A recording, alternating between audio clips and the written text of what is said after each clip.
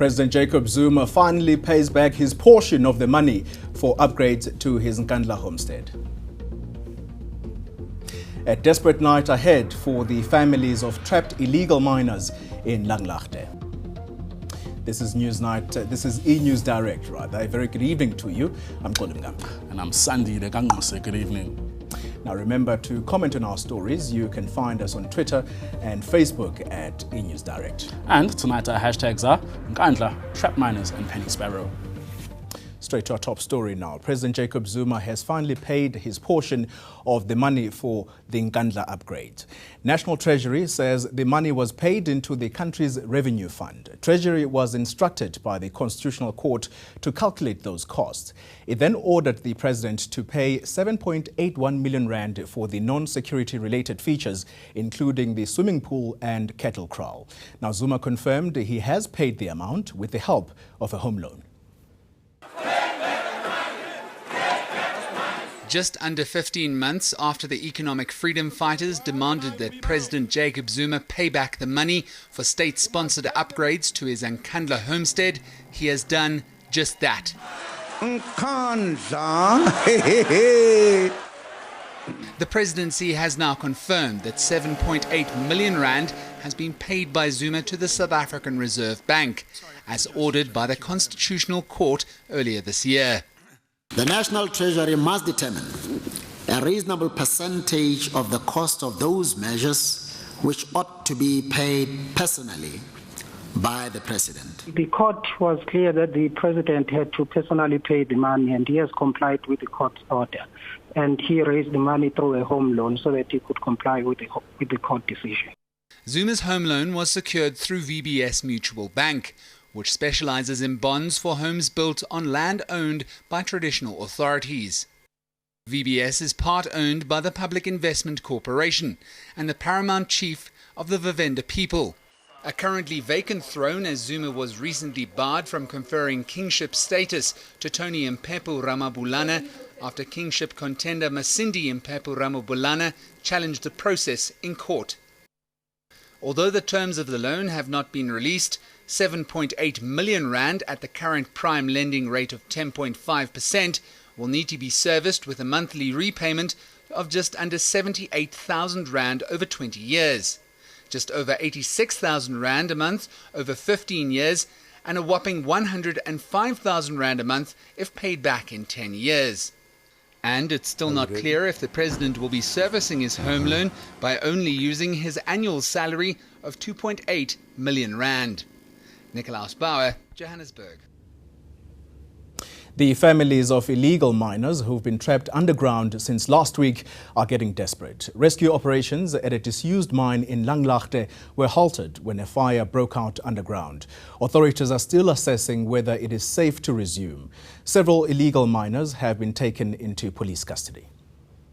The haunting response of a relative watching as these suspected illegal miners are taken into police custody. Others are simply enraged.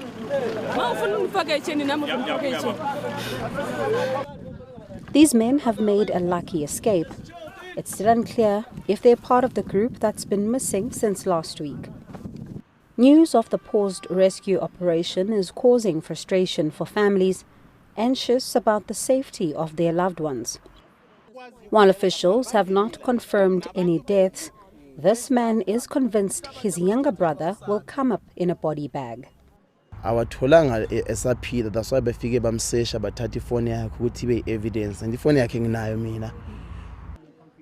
Some of the people gathered here say they know the layout of the mine and want to assist by leading rescuers to the trapped miners.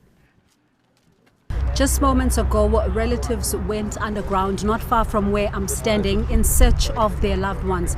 Government has reiterated it cannot be held responsible for their safety. The Mineral Resources Minister says illegal mining remains a huge concern. 800 people have been arrested this year alone. This is a problem that is costing us money and the economy of the country, but we are hopeful that we'll crack it going forward. Zwane says sealing the shafts is not always viable as illegal miners are able to reopen them. meaning government may need a different strategy to curb unauthorized mining. Bongiwe Khumalo, Langlaagte, Johannesburg. Tensions are simmering in Nalmepias east of Pretoria. This comes after Red Ants evicted occupants of an RDP housing complex. They're now standing guard to ensure the illegal occupants do not return. They broke down several shacks which were built without permission. They've also focused on newly built houses, with officials saying they were occupied illegally. The residents say they had little choice as the RDP list process is corrupt. Police say they'll continue to monitor the situation. That list is corrupt. You would find Hormotongwa Disaka 96 or 98, and then Omongwatama Disaka 2006 Mara already Montlung. Yes, but like a special case Mara Arisho. List on yourself is very corrupt. This thing is not for the first time it's happening in Mamelodi. It has been happened before. And people, they've been thrown out from their own those houses, and now it's happening again. Meanwhile, the future looks bleak for some residents of Woodstock in Cape Town who are facing evictions. They have until the 26th of September to vacate their homes in terms of a court ruling. But many residents see their eviction as a ploy by developers to kick them out of the area. Woodstock is situated a short distance from Cape Town city centre, making it an attractive area for businesses.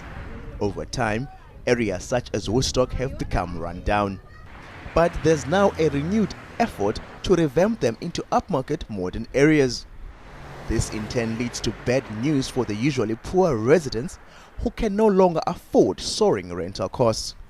Residents at 120 Bromwell Street are the latest victims, having been served with eviction notices by private developers who own the properties. 29-year-old Chanel Commando says she feels helpless. The hub bought these properties 2 years ago, which we didn't know of. We only found out recently who the owners are of these properties, and we've been trying to ask them for extensions to try and help us so we can just find affordable places for us and to keep our children safe wherever we're going to go. Most say they have nowhere to go as the eviction deadline of September 26 looms. Civil rights group Right to Know has stepped in. So that's the big problem for Right to Know, is that there's no information about when are people moving, why do they need to move, and who has bought the houses, and why are they being treated like this, and in whose interest this all happens. Those evicted might be moved to a temporary relocation camp, Blikkiesdorp, an informal settlement on the outskirts of Cape Town. But space there is tight. The people don't want other people anymore in Blikkiesdorp because they want Blikkiesdorp must come down. They want to move out of Blikkiesdorp. Putting more people into Blikkiesdorp, then it will means that it's going to be a long time for us to get actually our houses. The owners of the property, the Woodstock hub, say that September deadline is final. Bonga Dlulane, Cape Town. Retired estate agent Penny Sparrow has been ordered to pay a fine of 5,000 rand or face 12 months behind bars. She's pleaded guilty on a criminal injury charge and also offered a public apology. Sparrow paid 1,000 rand today and the rest will be paid monthly. But she still has to pay another fine of 150,000 rand.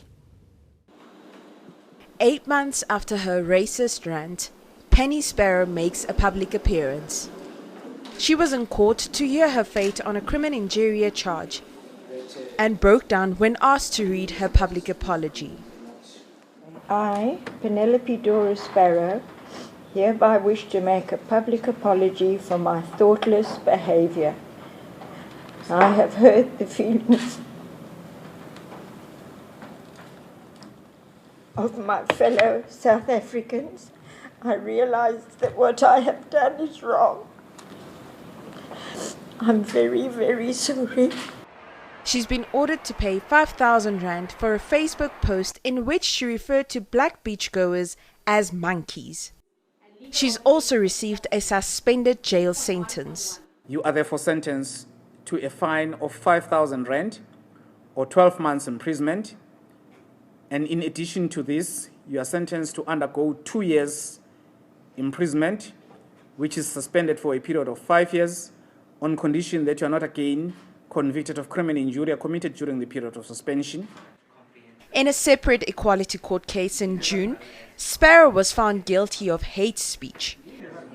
She was ordered to pay a fine of 150,000 rand to the Oliver and Adelaide Tambo Foundation, but hasn't started making payment. Sparrow says she doesn't have money as she relies on her pension. The court also ordered Sparrow to make another public apology on her Facebook page. In world news now, Hillary Clinton has cancelled a campaign trip to California after reportedly falling ill at a September 11 memorial service. It was initially believed she had pneumonia when she stumbled while leaving the ceremony, but she later told reporters that she had become overheated and was now, quote-unquote, feeling great. And a car bomb in the eastern Turkish city of Van has injured at least 19 people. The bomb was detonated near the ruling party's provincial offices. Security forces say Kurdish militants are responsible. We're actually standing by with all this social media. Well, thanks, Sandile. On hashtag Makzinde, and it's confirmed that he is fit to stand trial. The son of murdered television personality Hope Zinde is accused of killing his mother. He was sent to Vescopi's psychiatric hospital for evaluation in June. Now, the psychiatric report has confirmed he was able to understand that his actions were wrong. The hospital says Zinde was not suffering from any mental disorder when he allegedly killed his mother. His case has been postponed to Friday for a formal bail hearing. And on hashtag Steve Biko, today marks 39 years since Steve Biko's death. The leader of the Black Consciousness Movement died while in police custody in 1977. The apartheid government claimed Biko died as a result of a hunger strike, but it was later revealed that he'd suffered a brain hemorrhage. Now, Biko was only 30 years old at the time, and his death caused global outrage. Now, remember to comment on these stories and more. You can check out our Twitter and Facebook pages at eNews Direct or go to eNCA.com/direct. After the break, it's your business news and weather forecast. Let's give you some business news now. And the battle continues between the Department of Agriculture, Forestry and Fisheries and the Poultry Association. At the heart of the clash is brining. Now, the injecting of water and salt into chicken pieces. The department wants regulations to cap the amount of brine injected into chicken products. It's also asked the court to dismiss the Poultry Association's application against the planned laws. Now, about 800 million metric tons of brined frozen chicken pieces are sold in South Africa every year. According to the department, a quarter of this is filled with nothing more than water. It's now time to look at how the markets performed today.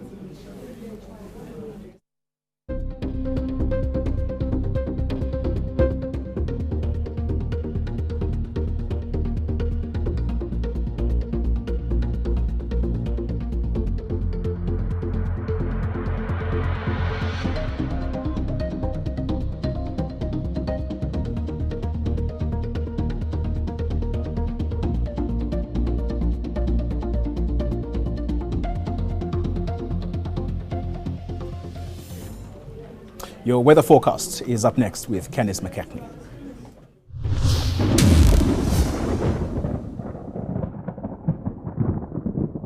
Welcome to the Weather Centre on Monday night, where we can expect cooler weather over the eastern part of South Africa on Tuesday.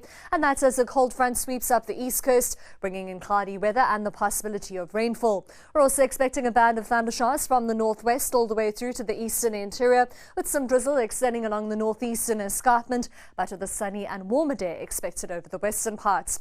Here's that cooler weather for KwaZulu-Natal, with rain along the coast and thundershowers over the interior. And there's a watch for the possibility of severe thunderstorms over the western part of the province.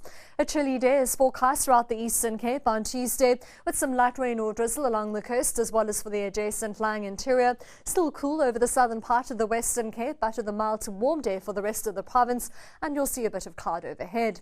Sunny and dry as we head towards the Northern Cape, 27 degrees for Uppington. Still quite cool for De Aar and Colesberg at around 20 degrees, 25 and partly cloudy for Bloemfontein, but with thundershowers over the northern and eastern part of the Free State, as as well as the southeastern part of the northwest.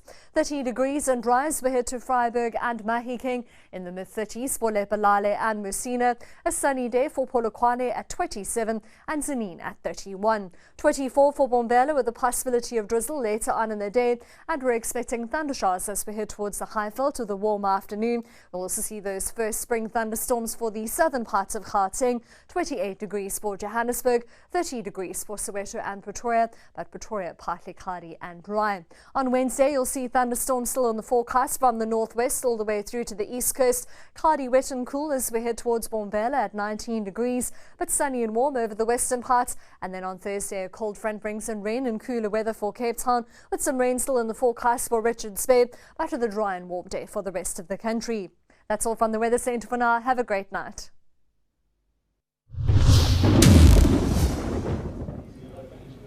Coming up after the break, the film version of Nkandla's The Suit could be a contender for an Oscar nomination.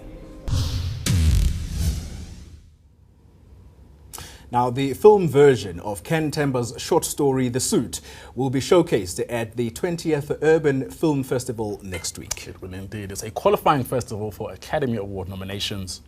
Now, the cast of 102 is holding thumbs that their beloved work will make it into the Best Live Action Short Film category. Nkandla's literary classic The Suit was banned by the National Party government. Now, the renowned drum journalist's narrative on infidelity and social upheaval is being retold on screen. The cast is led by Atandwa Kani, alongside his father John Kani and Phuthi Nakene. It starts off with Matilda's husband who goes to work, and on his way to work he is informed by a neighbor that his wife is seemingly having an affair. When he gets home he finds that to be true, which further breaks him down. So now he's in a world where he's considered as nothing. He's in a community that is now being demolished. Now he's in his house where he's been removed. For Phuthi Nakene, the 30-minute story hits a raw nerve. Her grandparents were forcibly removed from Sophiatown. How did it make my grandfather feel as a man who's been forced out of his own home? How that surely affected their marriage. I see we have a visitor. The film will be showcased at the 20th Urban World Film Festival in New York. It's one of 85 qualifying festivals for Academy Award nominations. After the Urban World Film Festival, The Suit will hit local and international festival circuits. Nondabego Sbisi in Sophiatown.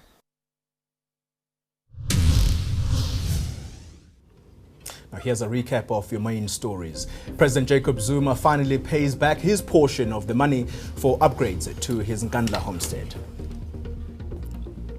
A desperate night ahead for the families of trapped illegal miners in Langlagte. Well, that's a wrap from the eNews Direct team. It is indeed. We're both back same time tomorrow. Rhythm City's up next. Now remember to share your views. You can send an email to enewsdirect@etv.co.za. Well, of course, you can just talk to us on Twitter and Facebook, and the handle that you need is @eNewsDirect. Until next time, have a good evening.